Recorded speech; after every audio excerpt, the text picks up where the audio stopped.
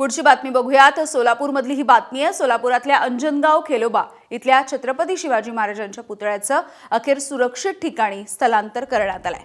हा पुतळा बसवण्याच्या जागेच्या संदर्भामध्ये आता तोडगा निघालाय।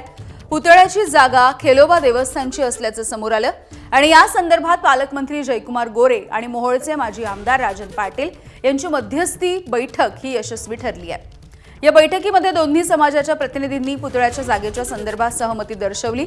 तसंच पुतळ्याची जागा खेलोबा देवस्थानची असल्यामुळे शिवाजी महाराजांचा पुतळा स्थलांतरित करण्यासाठी मराठा समाजाने देखील मान्यता दिली।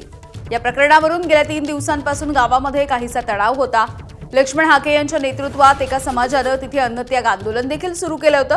दरम्यान अंजनगाव आता तणावमुक्त झालंय। सध्या अंजनगावामध्ये कुठलंही आंदोलन नाहीये। पोलिसांचा बंदोबस्त मात्र काही काळासाठी या ठिकाणी ठेवण्यात आलाय।